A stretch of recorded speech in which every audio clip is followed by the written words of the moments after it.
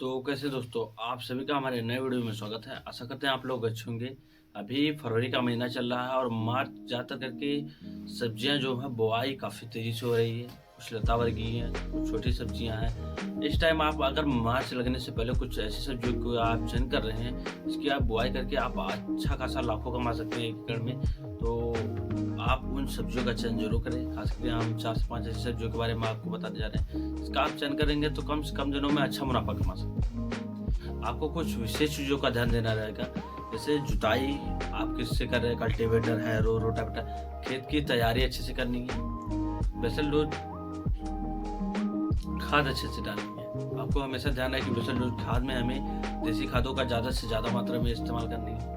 आपके खेत में अगर मिट्टी से संबंधित कोई समस्या है, जैसे नेमेटोड की समस्या है, जड़ों में गांठें बन जाती है या फिर दीमक लगने के चांस है, तो आप रासायनिक खादों के साथ रेजेंट का प्रयोग जरूर करें। इससे क्या रहता है कि जब हमारी जड़ें स्वस्थ रहेंगी तो काफ़ी अच्छे से पानी एब्जॉर्ब करेंगी, खादों को अच्छे से एब्जॉर्ब करेंगे, इससे हमारा पौधा काफ़ी अच्छा हेल्दी होगा। जैसे कभी कभी समस्या आती है, आपने देखा मूली, गाजर, जड़ी वाले आलू, इन समय में इस टाइम आलू की खुदाई भी हो रही है। देखेंगे कि जड़ों में समस्या आती है, जैसे रेसे पड़ना, सड़न पैदा होना या पातली पतली लकीरें पड़ जाना। ये काफ़ी ज़्यादा समस्या रहती है जड़ों वाली, जैसे हम कभी कभी समझ भी नहीं पाते कि हमारे खेतों में कौन सी समस्या है और हम अगली फसल की बुआई कर देते हैं। तो आपको ध्यान देना, अगर आपके खेत में नेमेटोड की समस्या है, दीमक लगने की काफ़ी ज़्यादा समस्या है, तो आप रेजेंट का प्रयोग रासायनिक खादों के साथ जरूर करिए। इससे आपकी फसल काफ़ी अच्छी होगी। तो पहले नंबर पे हम बात करने जा रहे हैं आज आपको करेले की खेती के बारे में। इस टाइम करेले की बुआई बहुत तेज़ी से हो रही है। बस आपको ध्यान देना है कि हमें किस बीज से बुआई करनी है।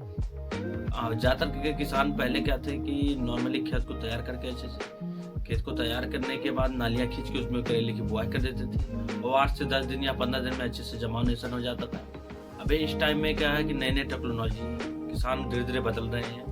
तो अभी जैसे हमारा नर्सरी बेड है, नर्सरी बेड में अच्छे से किसान तैयार कर लेते हैं। पौध को अच्छे से तैयार करने के बाद खेत, जैसे हमारा उसके पहले आलू के खेत हुआ है या फिर अन्य खेत हुए, जैसे किसी चीज़ का भी खाली हुआ, धनिया, पालक, सोया, मेथी, कुछ भी खेत खाली हुआ, अच्छे से पौध को तैयार करें। यहाँ पे खेत खाली हो चुका है, तुरंत अच्छे से खेत की जुताई करके, गहरी जुताई करके, रोटावेटर से अच्छे से मिक्स करके मिट्टी को भुरभुरी बना ली जाए।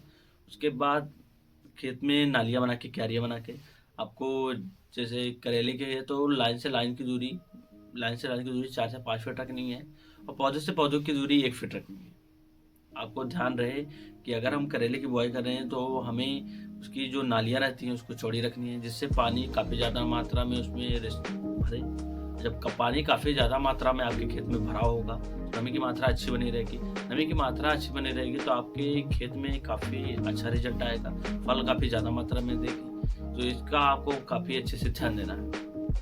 दूसरे नंबर पे बात करें कि आपको जमाओ, जैसे हमारा करेला बहुत किसान क्या करते हैं कि शाम को पानी में भिगो के सुबह उसके बाद निकाल के उसको छाँव में सुखा देते हैं। सुखाने के बाद अगले दिन बुआई कर देते हैं। आपको ध्यान देना रहेगा कि आपको अच्छे से, अगर आपने पानी में भिगोया है, सुबह के टाइम आप अच्छे से सूती कपड़े या फिर टिश्यू पेपर में अच्छे से उसको लपेट के रख दीजिए। उसके बाद शाम के टाइम आप उसमें बुआई कर सकते हैं। सुबह के टाइम कभी करेले की बुआई मत करिए। करेले या फिर किसी भी बीज को सुबह के टाइम बुआई मत करिए, शाम के टाइम में करिए। शाम के टाइम में करके, अगर आपके यहाँ टेम्परेचर काफ़ी ज़्यादा है तो आप हल्का पानी लगा सकते हैं, या तो 2 से 3 दिन रुकने के बाद आप पानी लगा सकते हैं। और ये हो गया। और कुछ जैसे समस्याएं आती है करेले में कि बुआई के बाद हमें सिंचाई में कौन कौन सी खाद, सिंचाई के बाद अगर हम निराई गुड़ाई कर रहे हैं तो निराई गुड़ाई से पहले अगर आप सिंचाई कर रहे हैं, जैसे 1 से 2 दिन बाद आप सिंचाई कर रहे हैं, तो उस पर आप पेंडा का छिड़काव कर सकते हैं। 20 ग्राम प्रति टंकी के हिसाब से 18 लीटर की टंकी आप पानी भर के अच्छे से छिड़काव कर देंगे। इससे खरपतवार उगने के चांस 100% नहीं रहेंगे। और उसके बाद आपके जो 5 फीट के बीच में जो गैपिंग है उसमें आप पुआल डाल सकते हैं। अगर आपके खेत में काफ़ी ज़्यादा दीमक का प्रकोप है तो आप 50 ग्राम प्रति विश्व के हिसाब से आप रेजेंट का छिड़काव करने के बाद ऊपर से पुआल डाल दीजिए, ताकि जो हमारे करेले की जो लताएँ निकले वो अच्छे से पुआल के ऊपर जाए, जिससे हमारा फल खराब ना हो और काफ़ी अच्छा और स्वस्थ बना रहे।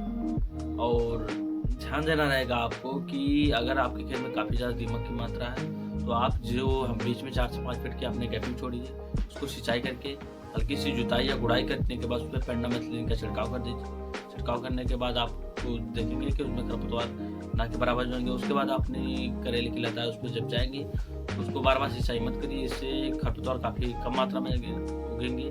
जो हमारी नालियाँ बनाई गई थी करेले की आधा फीट 1 फीट की जो भी चौड़ाई में हमने बनाया था, उसमें आप बार बार सिंचाई करिए, ना कि उसके बीच की जो 4-5 से 5 फीट की हमने गहराई रखी उसमें सिंचाई ना करिए। इससे खरपतवार की समस्या काफ़ी कम रहेगी। दूसरे नंबर पे बात करें तो आप भिंडी की बुआई हम आपको नवंबर दिसंबर से ही बता रहे हैं कि अगेती में आप भिंडी की बुआई करें। इस टाइम भिंडी की बुआई किसानों ने स्टार्ट कर दी है। आपको ध्यान देना है कि हमें किस विधि से बुआई करनी है, कैसे खेतों को अच्छे से तैयार करना है। पहले नंबर पे आपको खेत अच्छे से तैयार करना है। फिर खेत तैयार करने के बाद आपको खादों की बात करें, पहले नंबर पे आप देसी खाद ज़्यादा से ज़्यादा मात्रा में डालिए।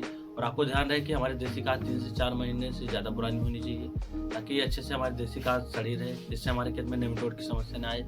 दूसरे नंबर पे ध्यान देना है कि खेत को पहले कल्टीवेटर से गहरी जुताई करने के बाद रोटावेटर से आपने खेत को अच्छे से मिक्स करके खादों को रोटावेटर से जुताई करनी है। भिंडी की बुआई 2 विधि से होती है। पहला रहता है कि खेत को अच्छे से तैयार करके क्यारियाँ बना के उसके बाद डायरेक्ट उसमें बुआई करके और किसान छोड़ देते हैं, उसके बाद सिंचाई कर देते हैं 4 से 5 दिन या जमानुसार के बाद सिंचाई करते हैं। उसके बाद फिर से निराई गुड़ाई होती है। निराई गुड़ाई होने के बाद बार बार सिंचाई करते हैं और हमारा भिंडी फल देना स्टार्ट हो जाता है। दूसरी विधि क्या रहती है कि खेत को अच्छे से तैयार करके बेसल डोज में रासायनिक खाद जैसे DAP हुआ, पोटाश हुआ, सिंगल सुपर फास्फेट हुआ, मैग्नीशियम, इन सभी खादों को डाल के देसी खादों को अच्छे से मिक्स किया जाता है। उसके बाद हम लोग उसको मेड़ बनाते हैं। मेड़ आधी फीट की हुई हो सकती है, या फिर बेड बनाते हैं जैसे 2 से 3 फीट का, तो उसमें डबल लाइन लगाते हैं। डबल लाइन भिंडी की बुआई करते हैं। या तो सिंगल मेड़ रहती है, सिंगल मेड़ की अच्छे से बनाने के बाद उसके ऊपर हम लोग भिंडी की बुआई करते हैं।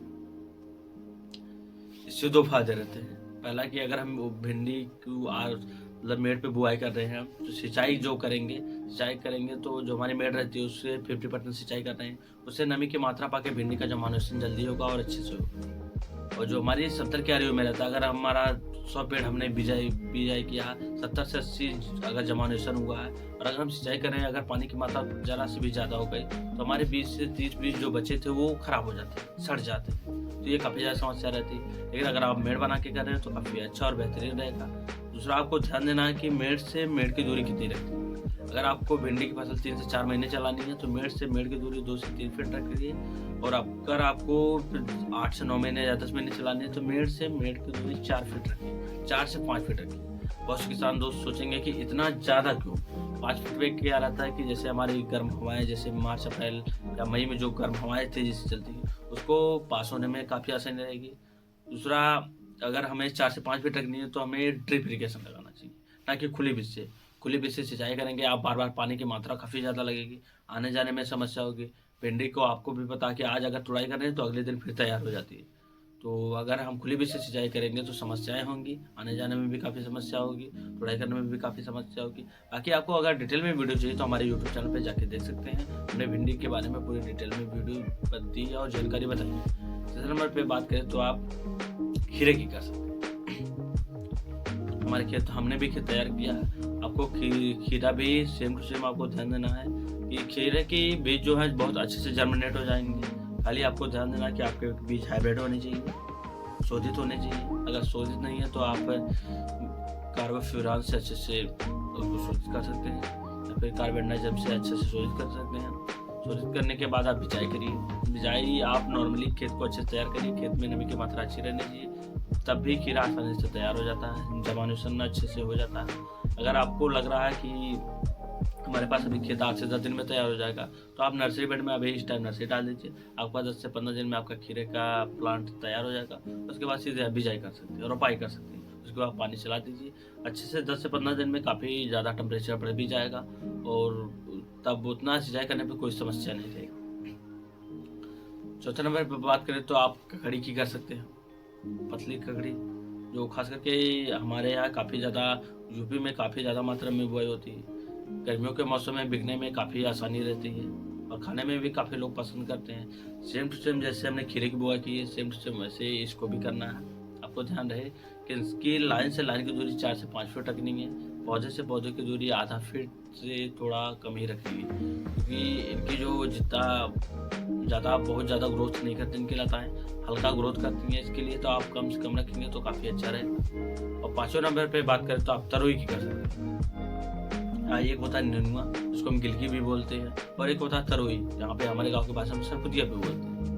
खास करके इसकी बुआई हमारे यूपी में किसान ज़्यादातर करके अलग अलग वैरायटियाँ बुआई करते हैं। जैसे एक होता है तरोई, एक होता है सरपुतिया, ये दोनों अलग अलग रहते हैं। जो पतली धारियाँ और लंबी होती हैं उसको तरोई बोलते हैं खास करके, जो छोटी होती हैं उसको हम सरपुतिया बोलते हैं। खाने में हालांकि दोनों काफ़ी स्वादिष्ट होते हैं, लेकिन जो छोटी वाली होती है वो खाने में काफ़ी ज़्यादा स्वादिष्ट, ज़्यादा मात्रा में होती है। जो किसान ज़्यादातर करके जो पुराने किसान हैं वो उनको खाना काफ़ी ज़्यादा पसंद करते हैं। उसका मार्केट रेट भी जो लंबी वाले तरोई से 2 रुपये 5 रुपये ज़्यादा रहता है, और बिकने में भी काफ़ी आसानी होती है। अगर इस टाइम आप बुआई करना चाहते हैं तो आप इनमें से 4 से 5 सब्जियों में से किसी का भी चयन कर सकते हैं।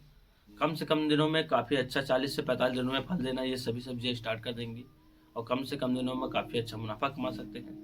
बाकी दोस्तों जानकारी अच्छी लगी तो वीडियो को ज़्यादा लाइक करें, कमेंट करें, और किसान दोस्तों के पास शेयर कर जरूर करें। अगर उनके मन में दुखता है तो हम किसी बुआई करें, कौन कौन सी समस्या आ सकती हैं, आप कमेंट करके बताइए कि आपको कौन कौन सी समस्या खेती में आ रही है। हम आपको पूरी डिटेल में वीडियो देंगे, आपको पूरी जानकारी देंगे, पूरा प्रॉपर अच्छे से समझाएंगे, ताकि आपकी खेती अच्छे से अच्छी हो सके। ज़्यादा से ज़्यादा मात्रा में आप हाइब्रिड वीडियो का चयन करें। बाकी दोस्तों जानकारी अच्छी लगी तो वीडियो को ज़्यादा शेयर जरूर करें। बाकी मिलते हैं आपसे अगली वीडियो में। आज के लिए धन्यवाद दोस्तों।